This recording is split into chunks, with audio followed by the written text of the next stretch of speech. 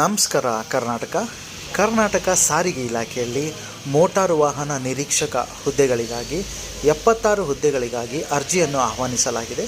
ಸಂಬಂಧಪಟ್ಟವರು ಗಮನಿಸಿ.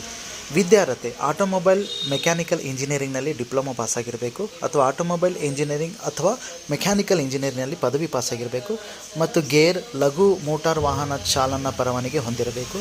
ದೇಹದಾಢ್ಯತೆ ಪುರುಷ ಎತ್ತರ 168 ಸೆಂಟಿಮೀಟರ್, ಎದೆ 81 ಸೆಂಟಿಮೀಟರ್, ಕನಿಷ್ಠ ವಿಸ್ತರಣೆ 5 ಸೆಂಟಿಮೀಟರ್, ಮಹಿಳೆ ಎತ್ತರ 157 ಸೆಂಟಿಮೀಟರ್, ತೂಕ 49 kg.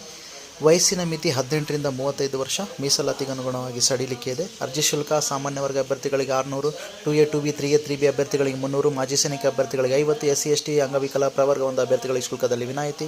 ಸ್ಪರ್ಧಾತ್ಮಕ ಪರೀಕ್ಷೆ ನಡೆಸಿ ನೇಮಕಾತಿ ಮಾಡಲಾಗುವುದು. ವೆಬ್ಸೈಟ್ ಪ್ರವೇಶಿಸಿ ಆನ್ಲೈನ್ನಲ್ಲಿ ಅರ್ಜಿ ಸಲ್ಲಿಸಲು ಕೊನೆಯ ದಿನಾಂಕ 1 ಜೂನ್ 2024. ಕೆಳಗೆ ಕೊಟ್ಟಿರುವ ವೆಬ್ಸೈಟ್ ಪ್ರವೇಶಿಸಿ ಅರ್ಜಿ ಸಲ್ಲಿಸಿ.